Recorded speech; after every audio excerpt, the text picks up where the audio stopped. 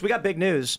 The guy who stole the FBI weapons from the safe inside the federal vehicle has been arrested. We've got this. Can you? We got this. Oh, look at that. Looks like his arrest details. Let's play the video. Oh my god. Oh my god. With a tattoo like that, he just stole something. Yeah, guy with the most distinctive tattoo in history. Let me commit a federal crime. Wow. We got him, boys. You know what's missing there is how they booked him in. Was he white, non-Latino? Yeah, literally. No, Hispanic. So true. Yeah, well, this guy, dude, I'm sorry. If you have like a face tattoo like that, you got to give crime arrest. You know, like if you're clean, you know, clean cut kind of guy, I could understand maybe participating in crime. I just imagine, but like a Mike Tyson tattoo, like what are we doing? They found that guy so fast. Yeah. So my take on this, and probably the conversation of the night is the Insurrection Act. My earlier take, Tim, I'm not sure if you were here, if you heard, but it's. Tim Walz basically came out and was like, you're right, it's too far. Trump has a legitimate claim on issuing an Insurrection Act with people thieving and stealing federal weaponry. So he Walz is like, cool it. He said because they're stealing federal weapons. I'm not sure what, but Walz came out around 11 a.m. I heard and was like, tone it down, everybody. They caught he didn't say anything near that specific. He said, Trump, you need to stop. Exactly. Because it's gone too far. So tone it down, Trump. It's your fault. Screw it. No, I'm kidding. But he just said, tone it down. It's gone too far, Trump. Pull it back. Yeah. And I'm like, bro, did you see Mayor Frey, whatever his name is, be like, we've got people saying the cops need to now fight ICE. Yeah, Trump needs to tone it down. No, I voted for this. Trump's got to tone it up. Get out there and take care of these extremists. Imagine Tim Walz. He's like, now that we have all these people trying to murder people and stealing federal weapons, Trump, stop. And I'm like, no, you stop? What? Yeah. Federal law enforcement doing their jobs and arresting criminals, and you're saying we don't want criminals and cops fighting, so everyone should just go about their business. It's kind of one of those things like in 2020, you know, everyone was like, well, if that cashier would have just taken the fake $20 bill, then none of this would have ever happened. It's kind of the same thing. Is like if they would have just spelled learning correctly, none of this would have happened. Yeah, bro. You know, see, this is why I'm saying like we need to get a camera crew so we can do these bits, because then it's like Tate goes back in time, and then he walks in before George Floyd, and he goes, I think that guy's got a counterfeit bill. And then he just walks out. Yeah. We need to do. He whispers in. He comes out of the shadows and whispers in the ear of the clerk, "Don't take the bill. Don't be a hero." We need to get. Don't take the bill. Yeah. He made the George Floyd thing. 4 to 6 cameramen and about 12 editors. If you guys want to join us in Florida, come join us because we are creating the most bomb-ass fucking entertainment industry right now. I'm serious. If you're interested, hit me up on Twitter. Send me videos. Send me something you've made. We are legit making a powerhouse entertainment industry. So. Let's rock and roll. Stuff like that is genius. Right. Yeah. So true. Yeah, kind of going back to what you were saying about quickly going back in time to instigate the George Floyd write it down. Could be. But I don't think you saw it. The framing right now is very clear. It's, hey guys, we're going a little too far, but we're going too far because it's Trump's fault. Yeah. It's what he wants us to do. What I really mean to say is I want you to go this far. Because like you were saying, it might be an actual bait. Yeah, literally. Like this is what everyone like.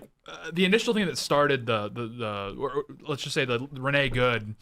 If she just ran over that officer, they would be celebrating. These are the same people that celebrated Charlie Kirk's death. So it's like they would be celebrating this. The only way you get these people to stop, the only way you like end this again, is just sending a message to Minneapolis. Like it's very simple. There's no negotiating with these people. There's no debating. There's no like maybe if we sweeten the deal or maybe make him a different offer. Tim Walz is just trying to get Trump to back down with ICE because he is not going to be. His victory condition is ICE completely withdrawing from the city in entirety. We can't do that. There's been a mandate given to the Trump administration. Again, with Nick Shirley's video, now it's on everyone's desks. They woke up and everyone saw the video, left, right, center, whatever. The Trump administration is not going to back down. Tim Walz is evidently not going to back down. So he's also got all the cards, right? Like the feds are really in the position of where they've got all the cards. There's nothing that Tim Walz or anyone in Minnesota can do. That's part of the reason that Tim Walz actually dropped out of the race, is to at least give him he doesn't have to worry about re-election now. He can literally do whatever he wants because he has this. You have to remember, Tim Walz got beat by Trump in an election. He lost out on the vice presidency. This dude has a chip on his shoulder like no other. That's part of the reason he dropped out, is because he wants to try and settle this score with the Trump administration. He knows if he doesn't have to worry about re-election, he can pull whatever he wants. I don't know. I kind of feel like you have to have a decent amount of testosterone to have a chip on your shoulder, and I just don't. No, think people with low test are like extreme. They have low impulse control and they're extremely emotional. So it's actually the opposite. He's like PMSing right now. I just want to be clear about something. Are you saying that if an illegal alien killed Renee Good, there wouldn't be any riots? There'd be no riots at Yeah, all. it wouldn't even make. It'd No, be like no, third actually, page news. actually, I'm sorry. No, there would be riots. Okay. To get the illegal immigrant out of jail. Yeah, literally. There we go. Yeah. They'd be like, "Why are you abusing this poor man of color?" They'd be like, Right. Renee Good was a right-wing extremist. Yeah, Actually, when no, you really think about it. They would. They'd say Yeah. it was a privileged white woman who was trying to hit a poor and defenseless brown person. There's already videos of like a middle-aged liberal woman being like, "I don't know how I should feel about this because she was white." Yeah. You see that video? Oh yeah, literally. she pulled over because she wanted to see what was going on. Like, okay, so you're just gonna wing it? Right. Yeah, I love how it was like he suffered internal bleeding, and then they go, "So you mean bruising?" And I'm like, "So you agree he got hit?" Yeah. Yeah. Literally. It's just so stupid. Yeah, these people are. It's a derangement. Yeah. It's part of the It's- reason it makes it's- it so frustrating that we lost to them for so long because they're just so incompetent. It really demonstrates how incompetent these youth are. Look, Well, zombies. apathy is a dangerous Zombies are place. slow, stupid, but they have sheer numbers. But they only had half the country. We had the other half. It's and then like half the country's tuned Yeah, in. but It's listen, just our listen. leadership was so atrocious. let- It was let people me gave explain, false, let me calls explain. false to Obama. Have you ever seen a zombie movie Government. where the protagonists are going around biting the zombies? No. Of course not. In all of these movies, the protagonists are like, we need to run and hide from them.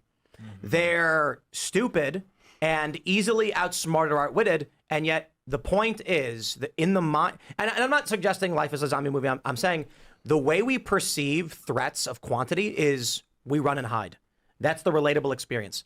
So you have these liberals who are completely ignorant to what's going on, marching behind psychopath extremists, and we all run and hide. Sam, have you, Republicans don't yeah, protest, Sam, they have riot, you tried? Until about 2020, then COVID was Yeah. like too much, and we made this show is nice way to not run and hide anymore. No, for me because anyway. there was it's more than just 2020 though, because he's talking about like how This is many a times- 60-year thing. Yeah, I mean, and a lot of it I think is because people want to. There's too many people that want to vote for the nice thing, right? They want to vote for the thing that sounds nice, that sounds like, oh, we're going to be the nice country, and et cetera. And I don't think that actually means you're going to get good policy. Sam, we should give these zombies pocketbook constitutions. I think what it is Yeah, is that's all I they're not they haven't been, properly matriculated into the glory of free market economics and like classical liberalism. That's what they need. Is they just need to be steeped in the literature and then they'll totally that change sounds their racist, ways. Tate. What are you talking about? mandatory Neuralink. I like Mandatory that's Neuralink, okay. unironically that would work. If you are a leftist rioter and you get arrested by ICE, they just jam the Neuralink into the back of your head by force, and then all of a sudden the leftist stands up and goes, suddenly, And it just plays I understand it all. Rothbard is in my mind. It and just then they plays just walk Rocky away. 5 in their brain, or Rocky 4 in their brain for like hours and hours until they're like Locke waving just the stars and downloaded, stripe. like they're screaming and smashing things, and the cop's like, "Do it quick!" And he hits the John Locke button, and the Antifa guy goes, "I understand everything now. I'm going to stop attacking people." Supply and demand. What? I don't want to stress The invisible hand, it's got me. Yeah, literally. I just think it's fascinating that we have more empathy for her being killed than they would have empathy if the ICE agent was actually run over. Well, I do think it's fair to say that the way that the left has approached the Charlie Kirk thing is that the higher profile individuals at the highest level, the Democrats, said it's sad, our prayers are with the family. Then the mid-tier people said, yeah, well, he was a bad guy, and this is what happens. And then the lower tier, leftist extremists all dance and celebrated. We do see something comparable with the killing of Renee Good. I see it all over Instagram. Sort of no-name accounts making memes, mocking her dying, laughing about it, insulting her. Then you get the mid-tier personalities like us saying, well, she accelerated towards an officer. I mean, it's sad that she died. And at the highest level, you have politicians saying, we're very sad this happened. Trump even saying, I understand there's two ways you can see it. Now, the difference is not factually correct or factually incorrect. The difference is moral worldview. So for us, we're like, she was engaged in felony obstruction.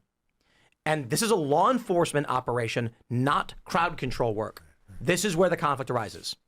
Charlie Kirk was speaking. That's it.